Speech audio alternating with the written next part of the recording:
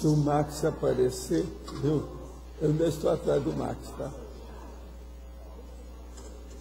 Está doente, não é gripe não,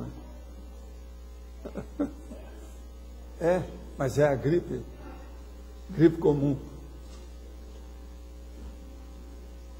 Quando é com ele, a gripe é o máximo.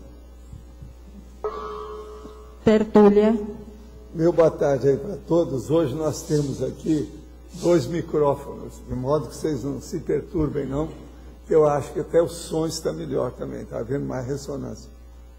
Agora, hoje é o princípio organizador dos saberes dentro da mental somatologia, que é a aplicação técnica do conjunto de abordagens pesquisísticas capaz de constituir o corpo de cognição pessoal ideal da consciência lúcida, sem a influência neurotizante da pressão caótica da avalanche dos conhecimentos gerados pela vida moderna na era da supercomunicabilidade.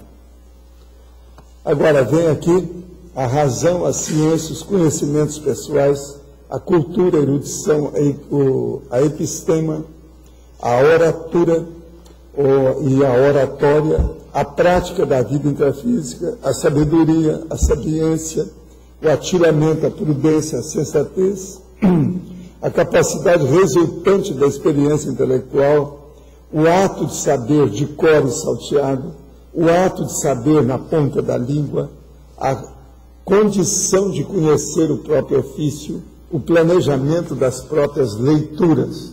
Tudo isso está dentro do princípio organizador do saber.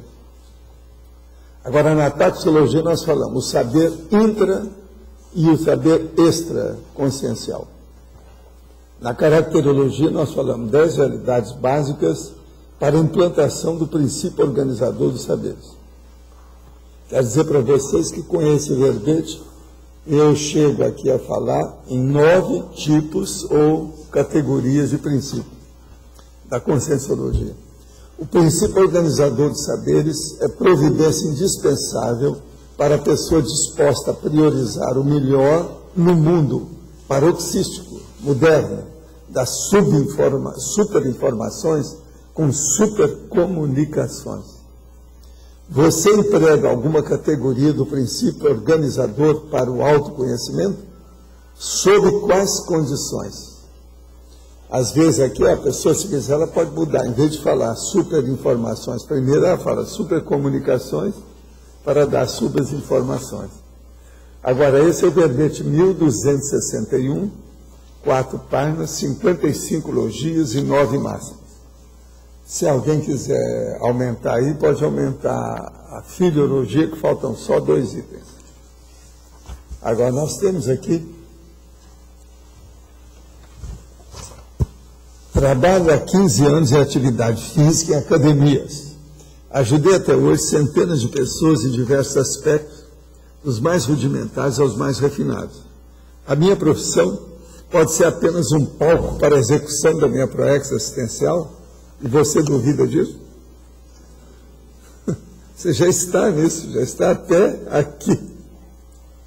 Na tertúlia de ontem, o senhor respondeu a um companheiro que ele questionou sobre como resolver um problema da crise existencial com a seguinte frase: isso também passa. Essa mensagem não foi a mesma que Chico Xavier recebeu de Maria por intermédio de Emmanuel quando passava por um momento difícil de sua vida? A fonte, a vida de Chico Xavier do Souto Maior. Escuta, a gente está cansado de saber disso. Tá? Agora, o problema é o seguinte: isso aí é dos gregos. Não tem nada que ver isso aí, não. Chico usou pela situação lá, irmão, mas esse negócio é dos gregos, isso também passa, vem deles. Isso é expressão grega. A turma de grego, que é aqui, muito antes de J. Cristo. De modo que o negócio aí, ele mesmo está falando. Eu já falava isso tudo antes de ter lido os livros do Chico Xavier, porque a gente já conhecia, isso também passa. Em Minas Gerais isso era muito comum, por isso que é que o Chico já tinha isso na cabeça, na psicografia dele. Na página 54, seção Interaciologia, qual a diferença entre ponteiro consciencial e bússola consciencial? Pode-se considerar o autodiscernimento como ponteiro ou bússola? Primeira coisa é a seguinte, escuta, toda bússola tem um ponteiro, ou não tem? Tem? Então acabou. Primeiro tem a bússola, segundo tem o ponteiro da bússola. Ele está marcando o norte ou o sul? Ou está marcando a baratosfera? Aí é o problema da pessoa escolher. Mas o processo é esse. O autodiscernimento pode ser considerado como o ponteiro da bússola, assim. O ponteiro da bússola. O autodiscernimento é o norte cosmoético da pessoa. Agora, está aqui o Estado do Paraná, o jornal de ontem. Tá certo? Jornal de ontem. Página 8. Para a polícia, Michael Jackson pode ter sido assassinado. Homicídio e overdose acidental são as principais hipóteses da morte do ídolo pop. Quando trouxeram a primeira notícia, a suspeita nossa imediata foi essa. Ele tinha uns troços homossexuais, um jeito dele, a situação toda, aquele negócio de pedofilia. Você sabe, quando é assim, nunca se sabe. Agora, ó, a suspeita já está aí. E a suspeita é da polícia. É uma das hipóteses dele. Agora, aqui outra coisa que eu quero falar com vocês. Manual de Sobrevivência do Ser Humano, Dr. Sérgio Augusto Teixeira. Eu já conhecia aqui alguma coisa desse nosso amigo. Ele me mandou o livro autografado e nós descobrimos aqui que tem na bibliografia dele, tem aqui a indicação das obras recomendadas, a leitura tal projeciologia. E ele está falando da edição de 1986. Esse senhor aqui, ele é um médico, mas ele foi repórter, foi jornalista durante muito tempo. O livro dele não é um manual de sobrevivência. É um verdadeiro tratado. É o máximo. Muito bom o livro. O livro é desse tamanho que vocês estão vendo aqui, e ele tem mais de 300 páginas. Agora, tem ilustrações, tem tudo, vale a pena. Se alguém quer ver o processo do ponto de vista geral, isso aqui é como se fosse um resumo da medicina atual. É uma beleza o livro, muito bem feito mesmo. Agora, eu quero depois, a editora é a Editora de Publicações Biomédicas Limitada. O livro dele foi publicado em 2003, já faz, portanto, 6 anos. Agora, é lá do Rio de Janeiro que ele mora. Agora, a editora tem tudo aqui. É bom você ver agora. Eu recomendo esse livro para todo mundo que não conhece muita coisa da área da saúde. Isso aqui é um resumo da medicina atual. Vale a pena ver o livro. É muito interessante. Agora, eu quero o seguinte, eu vou te passar esse livro, depois você vai levar lá para o holociclo, que ele vai entrar na terceira bibliografia nossa, que é para dar para a Cristiane. A Cristiane coloca na terceira bibliografia, que o Pedro está digitando a terceira bibliografia. E nós já temos já uns 10 mil, sabe? 10 mil fontes. Agora, eu queria falar outra coisa para vocês, que acabaram de publicar aqui em português a língua do Terceiro Império, que é sobre o Terceiro Reich, que é a linguagem que eles estudaram dos nazistas. Esse livro, eu já conhecia algumas coisas dele, mas o processo é em alemão. Agora fizeram pela primeira vez, depois de tantos anos, mais de 60 anos, fizeram a publicação do livro em português. A Kátia vai ver se arranja o livro, que ele acabou de ser lançado. Agora, quem é esse cara? É o Victor Kempler. Esse cara era um judeu que foi perseguido pelos nazistas. Ele era um grande professor de idiomas e outras coisas mais em Dresden. Agora, ele andou estudando uma das coisas que eu já tinha visto isso na década de 50, logo depois da guerra, que teve gente que veio me falar sobre isso, gente da Alemanha, com o negócio todo. Você sabe que eu tenho processo alemão, diretamente na minha família mesmo, tem gente da Alemanha. Eu mesmo fui lá para ver os parentes e tal. Agora, então, veja, mas isso aqui, esse livro é fora de série. Por quê? Eu faço o contrário daquilo que ele estudou. Tudo que é a minha vida, em matéria de comunicação, é o contrário que os nazistas fizeram. Tudo que o Goebbels fez, eu faço o contrário. Agora, eu já tenho essa orientação há dezenas de anos. Então, eu só vou ler para vocês a parte deles, que depois vocês vão entender mais ou menos. Você vai começar a me entender do ponto de vista da conformática. E o modo que eu uso. E essa turma que mexe aí, igual a Cátia Caporali, a Julieta, a turma que mexe com o processo da língua, vocês vão começar a entender por que é que eu uso as minhas técnicas, esse negócio de cortar, sabe, os parasitas de linguagem. Então presta atenção. Ele saiu da ditadura totalitária construída sobre mentiras, crimes, incitação ao ódio racial e brutalidade extrema contra os judeus. Então, ele foi estudar o processo, que a especialidade dele era justamente a língua alemã, com todos os outros idiomas. Graças à sua intuição de filólogo, ele descobriu as modificações sutis, constantes e profundas na língua alemã daqueles dias. O negócio durou, a coisa mais séria, de 1933 a 1945, e eles mudaram o idioma, o alemão. Agora, o regime promovia uma tenaz manipulação da linguagem, por meio da repetição de bordões e lemas. Então eles falavam que isso é o que eu chamo de mitridatização. Se uma pessoa começar a tomar um remédio que mata, se a pessoa tomar tudo de uma vez, se ela tomar pouco a pouco, isso é de Mitrídates, que é o imperador antigo, que ele fazia isso. Então ele tomava o veneno junto com as outras pessoas, todo mundo morria e ele não. Que é a mitridatização. Vocês estão entendendo? Que é justamente isso, a manipulação da linguagem por meio da repetição de bordões e lemas. Palavras podem ser como minúsculas doses de arsênico. São ingeridas sem que se perceba. Aparentam ser inócuas e, passado um tempo, o efeito do veneno aparece. É isso aqui que eles falam hoje sobre a banalização da violência no Brasil. Já falaram tanto. Por exemplo, o Senado. Como é que esse povo deixa o Senado desse jeito, com todas essas corrupções? Porque a corrupção já se banalizou. Vocês estão entendendo? Isso é a técnica que os nazistas usaram de propósito. O PT não tem cabeça aí para fazer isso. É lógico que eles não fizeram. Ainda bem, né? Lá não tem tanta gente inteligente. Agora, o que se passa? Os nazistas eram mais inteligentes. Então, agora veja, eles fizeram isso. Então, o Klemperer estudou as palavras e os conceitos empregados pelo nacional-socialismo, que é o Reich, que é o processo da República, que é o partido nazista.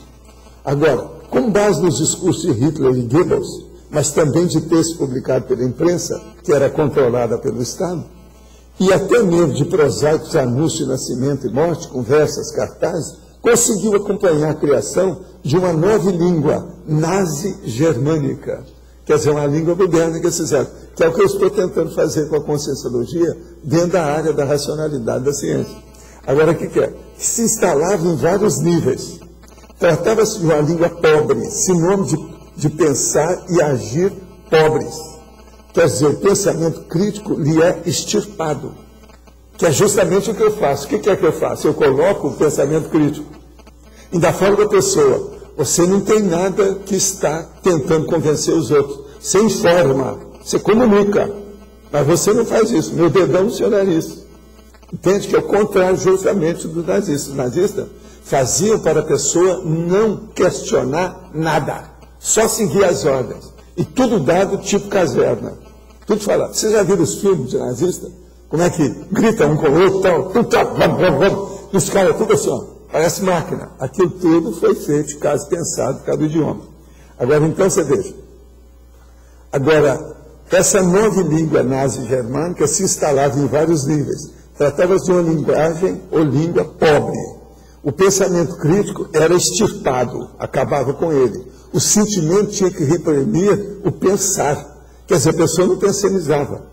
Ele próprio tinha de dar passagem a um estado de apatia entediada, de falta de vontade e de falta de sentimento. O que é que eu falo? Acaba com o seu sentimento.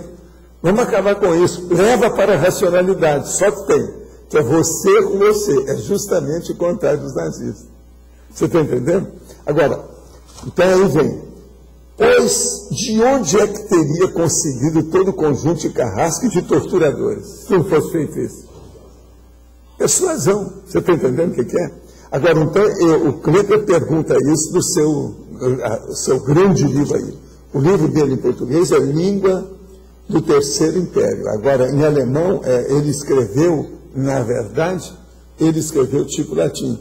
Então, ele escreveu Língua Tertii Imperii, e fez o ITI, o LTI, como sendo a base do livro dele. Tudo foi feito na base do LTI. Então, agora, com isso, veja bem, ele fala aqui, pois de onde é que teria conseguido todo o conjunto de carrasco de torturador? Pergunta Klemperer em seu LTI. Para Goebbels, nada era mais perigoso do que a filosofia. Você está entendendo? Eles combatiam a filosofia, pois era um sinal de capacidade de pensar de maneira sistemática. Eles não queriam que ninguém pensasse sistematicamente, que é o que eu tento fazer com vocês. A hora que eu falo, vocês têm que ter cosmovisão, tudo ao contrário dos nazistas. Agora aqui, quem pensa recusa imposições, que é o que eu quero que vocês me dêem contra. Toda vez eu pergunto, faz sentido para você? Isso tem lógica para você? Há equilíbrio nesse tema? Está entendendo? Agora, então, veja, a linguagem escrita e oral se fundem no Terceiro Reich, ganhando contornos ou contornos declamatórios, facilitando a repetição e permitindo que as mentiras e os chavões se alastrem facilmente. Ao invés do heroísmo do caráter, como o de Eva, por não ter abandonado Klemperer, que é a mulher dele, valoriza-se o heroísmo de fachada, entre aspas, por meio de hinos, bandeiras, cartazes, uniforme e parada militar, que é o que falta para nós. Agora, como eu não posso fazer isso, o que eu fiz? Olha lá. Aquilo é o que vale aos estandartes. Você está entendendo? Mas tudo técnico, tudo mental somático, tudo intelectual. Vocês estão entendendo bem como é que é? Agora veja, quando alguém prega o verbo fanático por um longo período, em lugar de heróico e virtuoso, é isso que os nazistas faziam. Agora aqui, na LTI, Klemperer apresenta a linguagem nazista capaz de substituir o pensar pelo sentir, para, ao final, substituir novamente o sentir pelo não sentir, pela apatia, pela perda de interesse. Você está entendendo? Então, ele tornava todo mundo vegetal. A lavagem cerebral total. Essa é a lavagem cerebral mais séria. Agora veja, eu na ocasião já estudava os negócios na Índia e o negócio da Coreia, por causa da guerra da Coreia, onde eles fizeram a maior lavagem cerebral. Eu falei assim, os nazistas ganharam desse povo, eles eram viver essa turma em matéria de lavagem cerebral. Eu estava certo. Coletiva não, e muito maior, que eles não, eles faziam negócio individualmente, os nazistas fizeram todo mundo. Ninguém ultrapassou nazista até hoje para fazer lavagem cerebral, mesmo depois de todos esses anos. Agora aqui, isso era o poder manipulatório da linguagem do Terceiro Reich. São 12 anos de governo, é de 33 a 45. Agora, o processo é o seguinte, desenvolver o povo, a raça, a nação e o mito dentro de um polinômio. Entendendo? Tudo a mesma coisa. Povo, raça, nação e mito. Agora, eles conseguiram embrulhar uma porção de gente, inclusive o Heidegger, que era filósofo, e uma boa parte de médicos. Você sabe que a opção de médico entrou nessa. Então o negócio é seríssimo. Isso aqui para a pessoa ver como é que é. Agora, observem bem o que eu faço. Eu faço tudo isso, mas o mecanismo positivo, cosmoético, ao contrário deles. Está entendendo? Sem lavagem cerebral de modo algum, pelo contrário. Entende? Mas a situação é a mesma. Eu só falta fazer parada lá na rua. Isso é besteira. Você já comentou que a questão dos tópicos, né? Que o texto seu, o estilo seu é todo em tópicos, para cada início de parágrafo. Pois é. Já obriga a pessoa a parar. Não é isso, aquele negócio de colocar as vírgulas. Não permite a pessoa. O negócio de colocar, por exemplo, eu ponho um advérbio de modo, e faço assim, espetacularmente, eu ponho uma vírgula antes, uma vírgula depois, se a pessoa parar. Isso tudo é de propósito. Outra coisa, o negócio de eu cortar os Qs, esse negócio todo. Outra coisa, na linguagem alemã, você sabe que eles vão emendando a língua. Eu já mostrei aqui para vocês que às vezes já teve verbo, étimo, que eu fiz com 6 bases. Tudo dentro dos afixos. Eu já falei, por exemplo, a Julieta andou estudando os afixos para ela ver como é que fazia isso, para ela me entender. Agora, essa turma que estuda português, alguns já estão começando a ver como é que eu faço. Agora, veja, a filologia aqui, ela às vezes é mais importante que todo o conteúdo. Se eu não fizesse isso, vocês não estariam aqui. Se eu não tivesse usado essa técnica, eu não teria chamado 600 pessoas para fora. Vocês estão entendendo? Sem chamar ninguém, tudo espontâneo. Vocês estão entendendo? Sem fazer lavagem cerebral. Isso é que é a coisa séria. Agora, o que eu acho engraçado é isso. Eu vi isso há muitos anos, estou calado. Nunca ninguém chegou para mim e falou que eu estivesse fazendo qualquer coisa nesse sentido. Mesmo esse estado que estuda o non-chance, tudo, ninguém viu. Isso aí, uma das coisas que mais me chamou a atenção mesmo, no Projeciologia e em outros livros, é justamente a linguagem que você usa. Isso aí chama a atenção. Não, outra coisa, eu fui pouco a pouco, porque eu não podia assustar o passarinho. Então você vai pegar a primeira edição do Projeciologia, uma coisa, depois eu acrescentei a realidade, eu coloquei os originais na rua. Porque primeiro eu adocei tudo. Mas a pessoa que tem um pouco de discernimento percebe isso aí. A segunda eu já entrei tecnicamente com o negócio sério. Agora uma coisa que Agora, eu, por exemplo, eu fui um dos primeiros aí desses autores brasileiros a chamar a atenção para a palavra orismologia, que a maioria ainda não entende isso nem agora. Dentro da, por exemplo, literatura, a maioria não sabe o que é orismologia. Agora, orismologia é o estudo da terminologia, da nomenclatura, da onomástica, é do modo de você apresentar as palavras, o étimo, entendeu? A voz. Hoje em dia eles gostam de falar muito na questão de voz, que é os lemas, tem tudo lema disso, tem lema, entende? Então, e esse apelo à criticidade também é que chama muita atenção, né? Que é justamente o contrário dos nazistas. Eu falei comigo mesmo, falei assim, amanhã vão aparecer outros nazistas, vão empalmar outras pessoas, nós vamos ter mais morte do povo.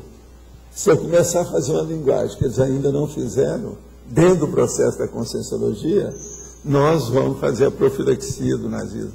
Porque, olha os neonazistas aí, tudo de novo.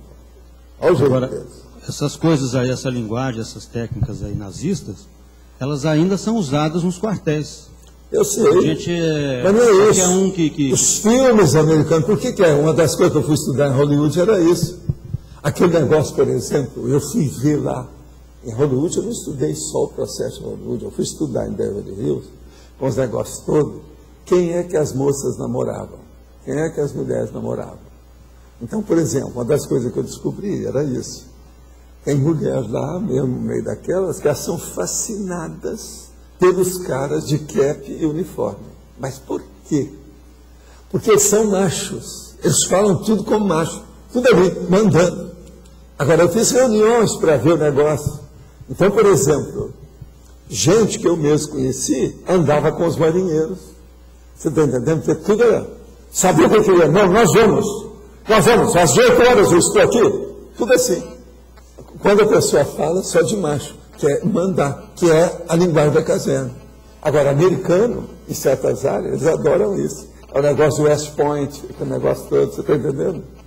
É o problema do Pentágono. Todo mundo lá fala desse jeito. Agora veja, os nazistas viram isso ao máximo e aplicaram para lavar cerebral de milhões de alemães de tudo. Agora o pessoal Agora o pior, eles não pegaram só alemães. Você sabe que aqueles países que eles começaram a dominar, que ele invadiu e tomou conta, uma porção também se tornou depois agente da SS. Quer dizer, um negócio terrível isso. Eles conseguiram empalmar, embrulhar até os outros que foram, vamos dizer, dominados, invadidos. O pessoal, sei lá, as pessoas comuns assim, eles têm uma tendência de... Aí abaixa a cabeça e vai aceitando. O Renato conhece tudo, porque ele é da área, ele trabalhou nisso muitos anos. Ele e a Ami. A Ami não está aí? É a Ami, o outro é o nosso chefe lá em cima. O outro é o Celso. Aí, só aí nós temos 4 aqui, especialistas na ação. Então, o pessoal... o Djalma também. O pessoal abaixa a cabeça e vai sendo oprimido, aquele negócio, e vai engolindo aquilo, né? Vai. E quem percebe isso e começa a querer ir contra, você começa a virar tipo um bode expiatório. O pessoal pega para Cristo, né? Vamos dizer assim. E começa chamado João Bobo. Aí começa a ter punições, essas coisas, perseguições, e com o objetivo de abafar a pessoa. Sei lá. E servir de exemplo para os outros. Tem muito disso.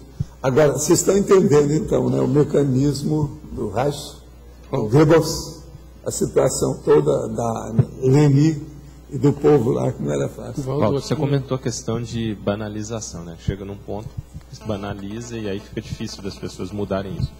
Que estratégia pode ser feita para se sair da banalização? Qual que é o recurso? Arranjar neofilia. Por que é que eu falo esse negócio aqui do trinômio, polinômio, binômio, essas coisas todas? Tudo é de propósito.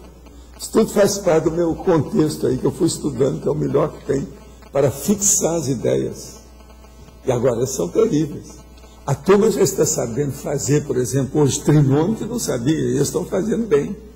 Trinômios novos. Eu sei por causa das coisas das inclusões que mandam lá. A Neida mesmo está fazendo trinômios. E ela não sabia nada disso antes. Está entendendo? A Neida. Valdo, aqui essa questão da política dos nazistas, a gente nunca pode esquecer essa toda dogmática marxista, o stalinismo, que usou praticamente as mesmas técnicas e uma barbaridade. Agora, mas agora quem alcançou mais sucesso? Como ele ganhou a guerra, o Estado, foram eles. Agora, ele faz barbaridade até pior, na economia até pior do que a economia do marxista é pior até do que o negócio grosso. Agora, os nazistas não, os nazistas refinaram o problema de matar os outros. E o marxismo matou mais e são colocados como opostos, conversa, eles são piores até. A economia marxista, em todo lugar, bateu pino pior do que o nazismo. E matou muito mais gente. Matou muito mais gente, nós sabemos. Nós não podemos esquecer, porque muitos intelectuais brasileiros vão ninguém teve a genialidade de dominar o negócio baratrosfericamente como os alemães tiveram. Os russos ainda não chegaram nisso. Mas tem os coreanos não chegaram. Os coreanos, foi tudo baseado nisso. Eu sei, mas nem a tortura chinesa também não chegou. Mataram mais gente, né? Não, matar mais gente, sim, mas lá também tinha mais gente. Você tem que lembrar que a Rússia sempre teve mais gente e mais terra. A China também. Espaço e a gente. China matou mais. Matou, então, porque mais gente. Fizeram outra coisa, mais terra do que a Alemanha. Agora, a Alemanha é uma coisa, vamos dizer, sui generis. O tanto de alemães que haviam dentro daquele território, num determinado período. Aqui não foi nem 30 anos, a base mesmo foi esses 12 que estão falando aí. Agora, é incrível o processo de inteligência. É inteligência, mas inclusive na economia. Agora, a inteligência baratosférica, satânica, demoníaca. Eles foram mais eficientes na economia do que os marxistas. Não podemos esquecer, porque essa gente está cheio de gente ainda até hoje. Levaram um monte de pensadores a reboque dessa loucura também marxista. Tudo é verdade. Agora aqui, concordo com o que foi dito ontem da necessidade de selecionar os alimentos mais saudáveis, sem agrotóxicos, conservantes químicos ou modificações genéticas. Mas em relação ao vegetarianismo, permita-me uma contribuição. Ao falar em outras aulas da sua experiência vegetariana, o senhor disse que excluiu todos os alimentos de origem animal. Não tem jeito de excluir, que besteira é essa? Eu não falei isso. Eu tirei algumas coisas. Pelo seguinte, você vai comer num restaurante, você está comendo, nem o vegetariano maior do Brasil consegue viver sem animal. Que bobagem é essa? É uma bobagem. Sem a origem animal. Por quê? O óleo que às vezes ele está comendo é animal. É um som de coisa que eles põem lá que é animal indiretamente, isso é bobagem. Agora, fazendo isso, sofreu uma deficiência de vitamina B12, nutriente só identificado em 1948 e não encontrado em vegetais. Entre outras funções, a vitamina A age na manutenção do sistema nervoso. E um dos sintomas da sua ausência é a perda de memória. Não, mas o meu negócio não é por causa disso, não. Eu sei o que é. Eu mesmo, teve época que eu tive problema que eu usei B12, essa coisa toda. Hoje, além de laticínios e ovos, existem suplementos e alimentos enriquecidos com B12. Logo, esse já não é um problema para quem quer uma dieta mais cosmoética. Eu não acho que seja assim, não. Porque, e agora, a coisa séria que eu vejo é o seguinte, abre o olho, que ninguém vive sem alguma coisa animal dentro dessa sociedade que nós vivemos. Se vocês conseguem fazer isso, me falam. Então, se o cara vai... E durou quanto tempo? A gente tem que perguntar, quanto tempo ele durou? Mas, em parte, ele tem razão aqui, o nosso amigo, mas é preciso de ver, não é bem assim, não. Eu não admito em nada que seja extremista ou radical demais nessas coisas. Para mim, tudo isso é loucura. Olha, eu estava no Japão quando o cara da macrobiótica morreu. Eu já tinha atendido um monte de gente já no Brasil naquela ocasião que morreu devido à dieta macrobiótica. Isso é um perigo. É um monte de coisa. Agora, nesses últimos anos apareceu a dieta da luz. Nós atendemos gente aqui que está totalmente pirado por causa daquilo. Vocês sabem disso. Acompanhar as pessoas que estiveram até aqui morando aí com a gente. Fiz o curso de projeciologia em Belo Horizonte e notei possuir grande facilidade para trabalhar as energias. Noto que há lugares onde trabalhar com as energias não faz bem. Assim, o ideal sempre foi fazer o Instituto de Projeciologia. Seria por isso que os espíritas dizem que só se deve trabalhar energia e mediunidade dentro do centro espírita? De onde vem essa exortação do centro espírita só para estar? Não. Eles fazem isso para poder fazer a lavagem cerebral das pessoas. Que a pessoa sempre vai precisar de ir ao centro espírita e ela fica presa aos processos das sessões. Isso aí é que é. Isso aí é para dominar as pessoas. Eu já combatia isso. Eu já falava para a pessoa fazer os negócios em casa, mas agora tem que estudar. Se o espírita não estuda, ele está no buraco, ele vai pegar assédio. Outra coisa, fazer também o evangelho no lar, como é que eles criaram, eu sempre dava conta daquilo. Por quê? O evangelho, com o passar do tempo, vira uma espécie de sessão de desobsessão. Aquilo traz assédio para a meninada toda da casa. Começa pelos meninos, depois pega os mais velhos. Agora, outra coisa que eu queria perguntar é o seguinte: ô Jânio, você quer falar agora ou você quer falar no fim? Que hoje o Jânio vai fazer uma declaração oficial. Faz favor, então, se quiser. Olha, o professor Jânio que vai falar, uma das pessoas que mais tem me ajudado nesses últimos anos todos. Ele é um latinista, conhece essas coisas, uma pessoa erudita dentro do problema. E ele hoje quer fazer uma declaração pública de uma situação aí. Observem só. Eu quero pedir licença a todos para dizer que, por questão de necessidade, eu estou me afastando desse grupo sem me afastar. Eu quero permanecer aqui e em Manaus. Porque... Ele vai mudar a residência dele, daqui para Manaus, você está entendendo? Voltando à residência que estava lá. Então, como eu estou com 79 anos e no ano que vem eu começo os meus 80, eu não acho justo permanecer sozinho aqui e dar trabalho depois, na velhice maior, à equipe. Eu vou para lá, porque lá é melhor, eu estarei com a família, e não considero isto uma saída, pelo contrário, eu quero ficar bem ligado a este grupo. Não, a Dulce vai ser a sua embaixadora aqui. A Dulce vai tomar conta dele à distância. Ela tem um e-mail e quando as pessoas precisarem daquela ajudazinha no latim para colocar nos seus trabalhos, pode mandar que eu faço no dia seguinte, 2 dias depois eu mando. E o professor Valdo também se comprometeu a mandar os verbetes para que eu possa... Cada 20 verbetes que aparece, eu dou uma listagem para ele estudar. Tá entendendo? Para que eu transforme... Manaus vai receber isso agora de 20 em 20 dias. Para que transforme em latim. Eu conheço um pouquinho do latim. Então eu quero agradecer a todos o que sempre me respeitaram e sempre me consideraram e sempre confiaram em mim. Quero agradecer muito de coração. Quero agradecer ao professor Valdo pela atenção sempre que ele me deu. E quero também ele está na 4ª idade, 80 anos o homem, tá?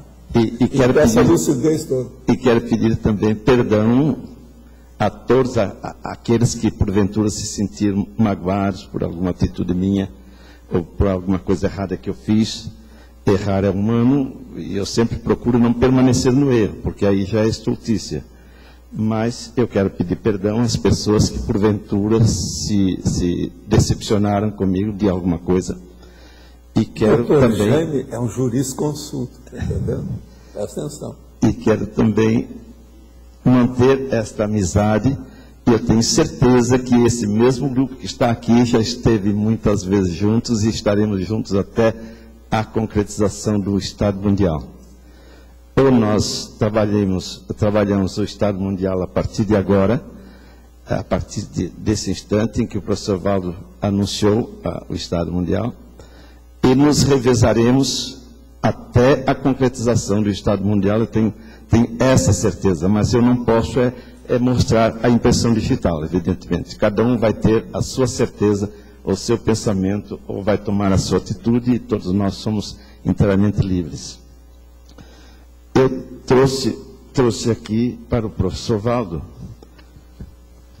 um livro que ele e mais algumas pessoas daqui ajudaram a construir este livro há 2000 anos atrás. O grupo de jurisconsultos em Roma. Foram eles que amenizaram o Código Civil Romano, que era terrível, era cruel. Eles conseguiram amenizar. Foram eles que conseguiram do imperador transformar todos os habitantes do império como cidadãos romanos, que eles não eram. Os cidadãos romanos eram um número muito reduzido, mas eles conseguiram que o imperador baixasse um decreto transformando todos os cidadãos do império em cidadãos romanos, exceto aqueles grupos, aquelas cidades, os habitantes daquelas cidades que resistiram, porque quando eles chegavam numa cidade, eles ofereciam a paz. Se resistisse, eles acabavam com tudo. Eles cerravam a cidade e levavam os escravos. Então, esses nunca puderam se libertar. Mas o restante todo conseguiu se transformar em cidadão romano, que era importante. Deixavam de ser perseguidos, deixaram de ser não eram considerados pessoas ou inimigos ou coisa assim, eram considerados da mesma forma que qualquer cidadão romano. E havia um grupo, o Colégio Príncipes, um grupo de juristas dos mais renomados, que davam parecer final. Quando alguém entrava na justiça, quando o juiz dava a sentença, e se a pessoa recorresse, não havia várias maneiras de recorrer, como temos aqui. Se recorresse, iria para o Conselho do Príncipe, dos juristas. E eles, então, davam um parecer, aceitando ou não aquela sentença. E, quando eles davam um parecer, levavam ao imperador para que ele assinasse. Os imperadores nem sempre foram pessoas muito cultas. Eles, em geral, eram aclamados por grupos de militares, grupos enfim, dos guerreiros e tal. Então, eles eram os advogados que preparavam, davam o veredicto final e entregavam e pediam a assinatura do imperador. No século III havia 29 juízes trabalhando, pelo que se tem da história. O principal deles foi Papiniano. Papiniano, por incrível que pareça, quando em Roma dificilmente alguém passava além dos 40 anos, naquela época. Ele estava com 70 anos, quando o imperador pediu que ele o defendesse por ter mandado matar o irmão. O imperador mandou matar o irmão, que queria também uma parte no trono. Ele mandou matar, e aí chamou Papiniano e disse: agora você vai me defender, vai mostrar que eu fui obrigado a fazer. E ele deu uma resposta muito séria para ele, dizendo que ele não iria condenar um defunto, uma pessoa que já tinha morrido. E outros mais. E ele então mandou decapitar o Papiniano, que era o presidente do Conselho dos Príncipes. Ele tinha Macoção. E esse Papiniano está aqui falando agora, de barbas brancas, falando para nós. O presidente do grupo daqui. Eu descobri que foi o Piano, que era o segundo na linha. Não porque quisesse ser o segundo, foi assim que me mostraram. E como o Piano, eu cheguei a ser chamado uma ocasião para ser o tutor do imperador que estava assumindo com 14 anos. E fui tutor durante 8 anos, quer dizer, imperador romano durante 8 anos, indiretamente, né? Olha aqui como é que estou. Então esses jurisconsultos conseguiram transformar muita coisa naquela Roma belicosa, terrível, dominadora. Eles conseguiram mudar muito. Não, e as coisas todas começaram a mudar a partir disso. Exatamente. Direito romano, economia política, teoria geral do Estado, os fundamentos do direito moderno. Tudo E por causa hoje que nós estamos já falando para direito. Exatamente. Tudo por causa daquele grupo. Então, eu trouxe aqui, no século III, esse grupo trabalhou em Roma. No século VI, quando o Império Romano já não existia no Ocidente, mas estava em Constantinopla, o mesmo grupo, já com outro nome, em Constantinopla, sugeriu ao imperador Justiniano de fazer a consolidação do direito romano. 1.200 anos de direito romano. Ele aceitou a ideia, não era um homem muito instruído, mas era inteligente. Ele aceitou a ideia e deu 10 anos para que eles fizessem a compilação, o trabalho.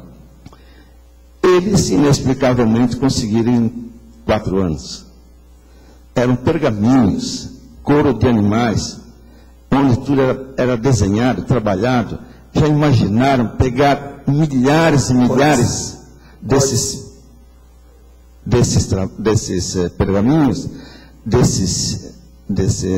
dessas fontes romanas, e terminar 1.200 anos de direito, sem ter televisão, sem ter arquivo, sem ter nada, em 4 anos, é porque eles já conheciam, certamente. Então, dali, o direito romano passou depois, logo em seguida, na queda de Constantinopla, passou para a Europa. Os países que iam se formando não tinham estrutura jurídica. Esses juristas se espalharam pela Europa e foram levando o direito romano para todos os países. E eu não posso provar a vocês, porque eu também não trouxe impressão digital nem fotografia. A mim coube ir para Portugal. E para Portugal eu levei o direito romano. Evidentemente que várias outras pessoas estavam juntas. E esse direito romano chegou até nós. E só terminou no Brasil em 1916, quando se fez o Código Civil Brasileiro. Quando foi homologado o Código Civil Brasileiro. E os erros dos portugueses, do direito romano em Portugal, passaram para nós. Por exemplo, com a violência no lar. O cidadão romano tinha plenos direitos para castigar os filhos, até a morte, se fosse preciso, de vender os filhos, castigar a mulher, até a morte, se fosse preciso. E isto ficou na lei das 12 tábuas, na lei da tábua número 4, e lá se pode ler isto ainda. E este horror passou para a nossa educação. A educação hoje no Brasil ainda é de surra, castigo, maus tratos, e uma série de violências, né? Violência na mulher a cada 15 segundos, tem uma mulher sofrendo no Brasil por causa do marido. Então, esses erros vieram de lá. No entanto, o direito romano serviu, sem dúvida nenhuma, de assistência para os outros países, para orientar e ajudar os outros países, mas com aqueles elementos primitivos que ainda existiam. Só que esses elementos primitivos ainda permanecem, de modo que agora vem o paradireito, não como o direito. Eu não considero o paradireito igual ao direito ou semelhante ao direito. O paradireito é a essência requintada do direito. Quer dizer, para que nós possamos começar a mudar a nossa conduta humana e transformar esta humanidade tão ruim que está por aí. Então, esse é o paradireito, que cria uma nova conduta, uma conduta cosmoética de vida. Eu trouxe, então, um dos volumes, dos 50 volumes, um dos 50 volumes que foi feito pelos jurisconsultos em Constantinopla, e o presidente do grupo também era professor Valdo, mas ele não tem o que eu achei. Depois de 2.000 anos, eu achei o livro.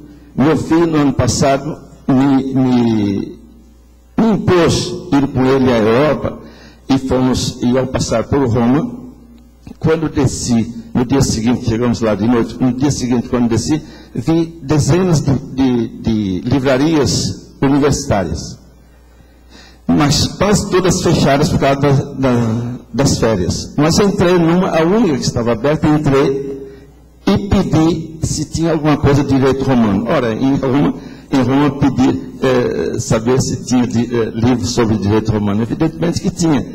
À medida que a mulher ia me apresentando, eu achava que não era nada daquilo. Eu não sabia o que é que eu estava procurando. Eu não tinha ideia do que eu queria. Porque eu tenho muita matéria de direito romano. Lecionei vários anos em Manaus. Mas eu queria alguma coisa diferente, completamente diferente. Ela não sabia o que fazer e me oferecer, e eu não sabia o que pedir. Meu filho estava comigo, saiu de perto de mim, foi na estante, puxou um livro e perguntou se é esse, pai? E era esse. Gente, eu quero aproveitar então para agradecer também a senhora dele que está aqui, que ela nos cedeu Jaime durante uma boa temporada. Nós agora estamos devolvendo, sabe, essa preciosidade para a senhora. Sim. E eu acho que ele está bem equilibrado dentro das coisas, sem excesso. Acho que nós não gastamos demais o Jaime, né? E eu quero que vocês dêem umas palmadas. Não, ainda não.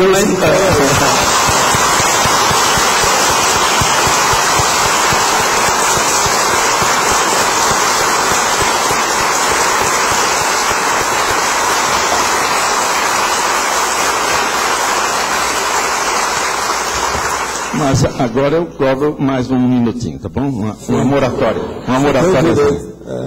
Eu escrevi aqui em latim a dedicação do livro, a dedicatória. Nobilíssimo jurisconsulto papiniano, parece português, mas é latim. Ele morreu com quantos anos? Papiniano. Papiniano, eu não trouxe essa informação assim, não sabia que a resposta. A pergunta.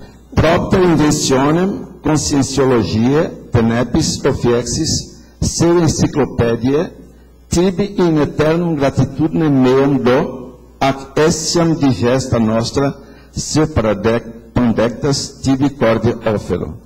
Tripex Fronteira 979 Ulpianos amigos ad eternum. Em português... O Pandecta você deixa, não faça a tradução do Pandecta, não. Não, eu escrevi à mão no livro e fiz a tradução para facilitar a outra. Essa aqui. Ao nobilíssimo jurisconsulto papiniano, pela invenção da conscienciologia, tenepis ofiex enciclopédia, atribuo minha gratidão eterna e cordialmente ofereço-lhe também nosso digesta ou pandectas. Clube-se Fronteira 9 do 7 do 9, Ulpianos, amigos ad eternum. Ulpianos, eternamente amigo. Cheio de energia. Esta é o que a turma está toda aí. Eu gostaria de aproveitar também para dizer o seguinte. Você sabe quem é, né? Escrevam um livro. Escrevam. Eu considero o livro, fiz uma palestra sobre isso aqui em algum lugar. Eu considero o livro o foco fundamental para o autorrevezamento. Eu passei 2000 anos procurando o livro. Provavelmente meu filho fazia parte do grupo, isso é que ele foi lá e trouxe, que eu não percebia, ele não sabia disso. Então, eu penso o seguinte, se nós deixarmos um livro aqui, certamente a gente vai começar a procurar na volta. E para isso vai se preparar para vir bem preparado na volta. E o livro então vai servir de chamariz para o autorrevezamento e para continuarmos então a construção do Estado Mundial. O meu livro sobre o Estado Mundial está pronto. Falta, eu não pude fazer uma revisão final. Estou levando comigo e devolverei, na medida possível, porque não é mais meu, tem que ser da Conscienciologia, eu devolverei o livro sobre Estado Mundial. E cada um de nós que faça o que puder para continuar no grupo até a concretização do Estado Mundial. Muito grato a todos vocês, muito obrigado.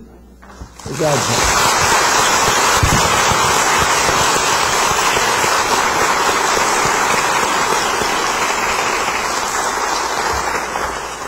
Como é que é o nome do espartano? Você viu?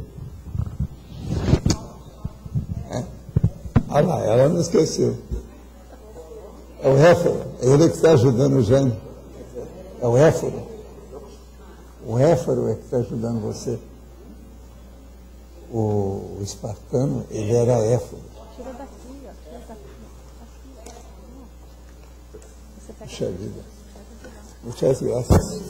Tínhamos Augusto de Gesta, seu Pandecter. Bacana isso, né? Esse aqui é a base de tudo.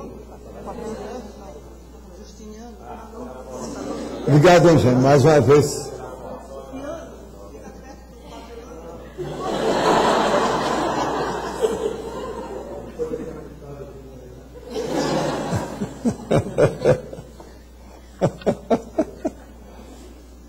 Bacana aqui, né? É o Justiniano que apareceu aí.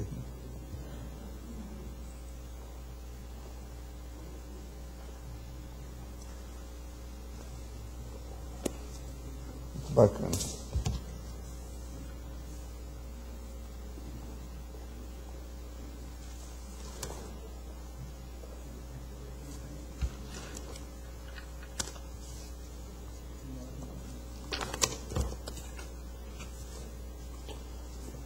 Enfim, o Jânio está fazendo o princípio organizador dos saberes dentro da área do direito. E é isso mesmo que ele está fazendo. Você está entendendo? Que é o princípio organizador dos saberes. Coincidiu hoje com o processo aqui, porque o problema todo é de para-direito. É a base disso aqui hoje. Tudo. Mas, Arlindo, o que é que você acha da situação aí desse princípio?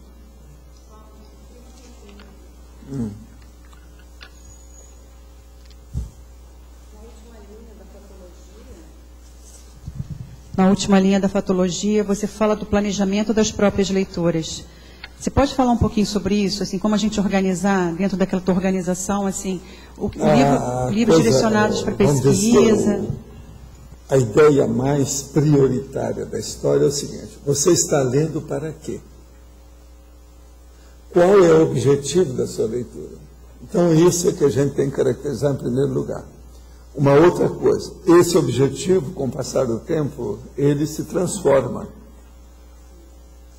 Você vai mudando com o tempo o que é que interessa, as leituras que você tem. E a tendência dessa mudança, é muito importante lembrar isso, é ampliação da leitura e ampliação das fontes. Por quê? Há uma ampliação do seu enfoque. De início, quando a pessoa começa a ler, que ela não está habituada, ainda não criou aquele hábito, o que se passa? Ela tem, às vezes, só um assunto que ela se interessa. Ela entra dentro daquela linha de conhecimento e fica naquilo. Agora, com o passar do tempo, isso tudo vai se ampliando. Na hora que amplia, ela começa a fazer o reforço da reação em cadeia de cognição. Então, uma coisa emenda com a outra, igual esses elos da corrente. Aquilo vai. Então, cada elo desse ali é uma coisa. Uma é política, o outro é emoção, o outro é arte, o outro seria, por exemplo, o corpo humano, o outro parapsiquismo.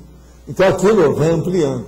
Agora, quando a pessoa fez o curso intermissivo e ela vem aqui e dá com os costados na conscienciologia, aí fica aquilo, já é uma gama enorme, o elenco de temas que ela tem que entrar.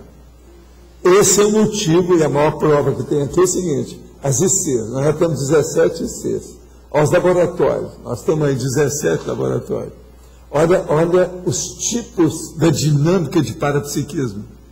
Olha aquilo que eu falo, que todos vocês, a tendência, vocês são versáteis, são polivalentes. A tendência é ir para o generalismo e para a cosmovisão. Então, na questão da leitura, a cada 10 anos, no mínimo, a pessoa vai mudar. Entendeu? Em questão de leitura, se ela lê mesmo. Porque se ela adquirir o hábito da leitura, que é um bom hábito, entende? Que é uma coisa, intelectualmente, uma das melhores coisas que a pessoa pode fazer, é a leiturofilia. Agora, então, em cada 10 anos, ela vai ampliar um pouco o leque, o elenco daquilo que ela lê. Então isso, por quê? Porque está tudo argamassado, uma coisa depende da outra. Há uma associação de temas, de matérias, de disciplinas, de ideias. Entendeu isso? Então, a primeira coisa que você tem que ver é o seguinte: hoje, quais são as metas da sua leitura? Por que você lê? A partir disso, então, acabou. Agora, logo em seguida, você tem que ver naquele tema, naquela área, naquela linha ou disciplina daquela matéria que te interessa, você tem que ver quem são os papas da história. Quem é que escreveu as obras técnicas melhores, as ideais, que você não pode deixar de ler. Agora aí começa. Agora então, outra consequência que dá o problema com a acumulação com o tempo, que é o fator acumulativo da história, é o poliglotismo. Então vai chegar num certo ponto que você não vai encontrar naquele em português que você está lendo, você vai ter que começar a ler no outro idioma. E o idioma mais acessível que tem, logo depois do português, seria o inglês. Por isso eu sempre recomendava, vai estudar inglês se você está querendo fazer pesquisa. Sem inglês vai ser muito difícil. É tanto, por exemplo, quando eu fiz a bibliografia, que eu vi mais de 46 mil obras para fazer uma fonte de 907 livros, o que acontece? Livros que eu estou falando e artigos, etc. Mas lá dentro, a maioria são em inglês. Pode olhar a primeira edição do livro, tudo, a maioria tudo é em inglês. Então isso aí é importante ver depois o problema também do poliglotismo. A leitura, consequência de tudo isso, a leitura não deixa a pessoa no mesmo lugar e ela nunca vai ser a mesma. A leitura modifica tudo da pessoa. Quanto mais tempo ela passar lendo, mais modificação ela vai ter. Se ela tem boa intenção, as modificações são fora de série. Tudo a favor. São muito positivas, são produtivas. Entende? Então, o problema da leiturofilia é isso. Outra coisa, é só procurar a palavra leitura no Find, que você vai achar muita coisa sobre leiturologia, leiturofilia e outras coisas mais que eu já escrevi. Tem muitos verbetes sobre o assunto. Agora, esse aqui, ó, princípio organizador dos saberes, ele mexe também com esse processo. Muito embora aqui, ó, eu não falo direto no processo da leitura. Mas esses, aqui, vários deles aqui, no texto estão falando das leituras. Esse aqui está mais baseado na questão do princípio organizador. O que você queria? Eu não sei se hoje, quando você falou do nazismo, eu não sei se você já falou de propósito, hein? Porque é a antítese disso aqui tudo, né? Agora, se podia estender melhor isso, porque você mesmo disse que tudo seu é o contrário. Você examina como é que os nazistas faziam para fazer a lavagem cerebral. Eu me posiciono justamente na antipodia disso. É na posição antagônica total, quase sempre. Agora, de vez em quando a gente encontra em certas situações, que não tem outro jeito. A primeira questão, por exemplo, que a gente encontra é o estudo da própria consciência, porque eles estudaram a consciência para chegar nisso. A turma não fez isso à toa. Aquilo foi muito bem estudado. Agora, eles não eram bobos. Eram tudo diabos loucos. Você está entendendo? Mas super inteligentes. Eram satanases eruditos. Isso é terrível a gente falar isso, mas é verdade. Agora, não adianta ir contra. Eu posso dizer que no que eles mais pecam, parece que é a cosmoética. Né? A anticosmoética. Agora, que eles organizaram, mas também essa lavagem cerebral não é só deles, também é das religiões, do marxismo, etc. Não, eles fizeram uma religião própria. Agora, veja, o Peter, ele fala sobre isso. O nazismo, eles fizeram na base do mito e da religião. Para estabelecer uma crença. A crença para fazer a lavagem cerebral. O que é uma crença? O que é a religião? É a lavagem cerebral. Agora, eles pensaram demais nisso. Eu, por exemplo, no movimento espírita, sempre considerava tudo aquilo como lavagem cerebral. Inclusive o tipo de mensagem que ia, a repetição que tem, essa coisa tudo é lavagem cerebral. Que não fazia a pessoa estudar do jeito que precisava. Não, não é só isso. Era uma receita. A receita. É uma receita definitiva. Não pode mudar. Professor. Agora, nós aqui não somos assim. Agora, dentro disso muda tudo que o Arlindo está falando, ficou aqui a questão da exaltação, porque o senhor falou da exaltação das emoções, né, que eles fazem. Eu queria entender melhor como é que é essa entrada pelas emoções, sendo que o trabalho é o contrário que é feito, porque o senhor Eles faz fizeram a primeiro sociologia acabando do com as conhecimento. emoções para depois dominar as emoções, mas a favor deles, depois que eles já fizeram a lavagem cerebral. Aquilo para culminar no fim, eles tornam a pessoa vegetal. Entendi. Então, esses nazistas e a turma, por exemplo, da SS, que aderia à SS de outro país, por exemplo, gente da Polônia, gente de vários lugares que eles invadiram e tomaram conta. Até na França, gente, o povo mudou. Quem é que foi Petain? Pierre Laval. Pierre Laval. Tudo traidor. Ele chamava de quinta coluna. A quinta coluna era tudo os traidores da Segunda Guerra. Agora, vocês estão entendendo por que eu estudei tanto o processo de nazismo, a situação toda? Por quê? Em matéria de domínio de massa, no século XX, que foi o maior século de todos os séculos existentes, foi o século que matou mais gente e que teve mais abertura em matéria de estudar a pessoa. Então eu tinha que estudar isso, porque não tem outro, me arranja outro, não tem. Agora, eu fui em Hollywood para ver como é que o povo usava. Mas lá o domínio já é dos judeus, que era contra os nazistas. Então a técnica de lavagem cerebral de Hollywood já está mais evoluída, é diferente. Porque os judeus já pegaram já do, entendeu? Que é o negócio do Kepler, mais avançado. Agora, a intenção boa ainda não ocorre em Hollywood. A maior prova disso é o seguinte, por exemplo, aquele negócio de colocar todos os atores fumando, até as mulheres, as atrizes fumando, e ganhava dinheiro com isso, devido ao processo do marketing, telemarketing, o marketing, né, de modo geral, benchmarking, etc. O que eu estou querendo aprofundar é a questão das emoções, porque o que eu estou percebendo é a maioria das manipulações ou lavagens cerebrais, elas entram exatamente através das emoções. A pessoa que está mexendo mais com conhecimento, ela cria mais autonomia e é muito mais... Mas não precisa de ser emoção. O problema é antes da emoção, um negócio chamado coerção. A lavagem cerebral maior é a coerção. A coerção, lá no fundo, é um processo emocional, mas não é bem assim, é o medo. O medo seria o pai e a mãe de todas as lavagens cerebrais, das emoções de todas as lavagens cerebrais. Agora, e o tipo de lavagem cerebral que a gente vê, por exemplo, ontem teve o show do Roberto Carlos. E Roberto Carlos a gente vê que todas as canções, as tudo questões... É tudo emoção de criança. Mas o que a gente vê? As pessoas, ou pelo menos aqui no Brasil, são levadas por essa questão da emoção. Não, tem aquela senhora guiadas. Que faz 50 anos que tem uma coleção na casa dela, logo você entra, com fotos do Roberto Carlos de tudo quanto é jeito. A filha dela foi criada daquele jeito. A Globo News, essa semana mesmo, mostrou mais casos desses.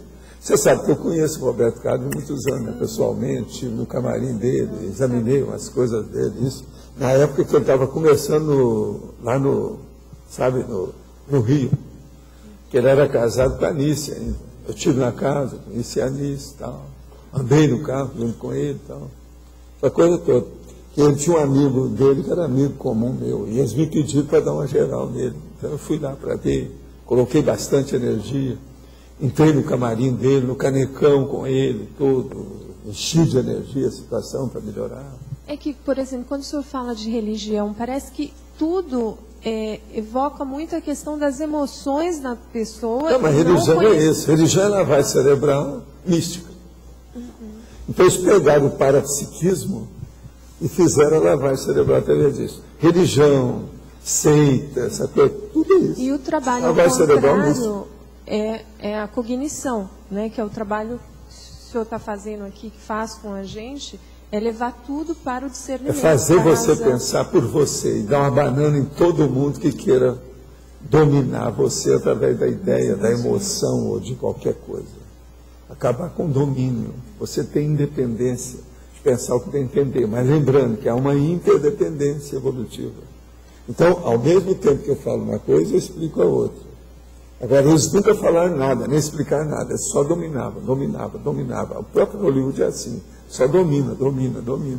Agora, o senhor está falando nos judeus na questão das palavras, porque as palavras, elas mexem diretamente, né, entram diretamente na pessoa e na emoção. No caso lá do nazismo, entra muito mais pelo viés do medo, porque existem emoções que são infantis. Não, que e são outra para coisa, levar- o processo, por exemplo, o campo de concentração, os capos, chamava capo. O cara que dominava lá o povo que estava preso, ele às vezes não era alemão. Era entre os prisioneiros que ele selecionava. Aquela pessoa, então, ele poderia sobreviver, ele comia mais, não recebia aquelas rações tão poucas que acabavam matando as pessoas. Você está entendendo? Ele, então, tinha uma vida privilegiada lá dentro. E ele, às vezes, estava fazendo a coerção em cima dos próprios compatriotas dele. Isso era um campo de concentração. O campo de concentração era uma coisa terrível. Em matéria de instituição fechada total, um dos troços piores que pode existir. Por exemplo, o presídio não é nada. O campo de concentração era muito pior do que o presídio que tem aí. Pior presídio se encontrar no mundo hoje, no Brasil, fora daqui. Não era igual, por exemplo, ao Auschwitz. De modo algum, não pode comparar. Você está entendendo? É muito pior. Agora, o melhor da história não é isso, não. Agora eu vou falar o preâmbulo, ou o pós-fácil. Melhor aqui é o pós-fácil desse negócio do Kepler que eu estou falando hoje. Se uma pessoa, então, pegar toda essa história do tudo que ele estudou, que é um judeu que combateu com muita inteligência o processo da lavagem cerebral dos nazistas, você, então, parte dali. Você já estudou os nazistas? Estudou o Kepler, são judeus. Agora você leva para Hollywood isso, foi o que eu fiz, para ver o que os judeus fizeram com aquela técnica dos nazistas. Vocês estão começando a entender ou não? É justamente, lá não é a mesma coisa da técnica dos nazistas, mas o Kepler, tem muita gente que examinou o Kepler para aplicar, o próprio judeu, aplicar aquilo que o judeu estudou dos nazistas em Hollywood, que é a manipulação. Fazendo manipulação. Vocês viram que eu li aqui que ele mesmo usa lá a palavra manipulação. É bem claro isso. Então, por aí você começa a ver. Aí vocês estão entendendo porque um dos motivos que eu queria ir para Hollywood, para ver como é que era o negócio de perto. Entendeu? São duas ideias.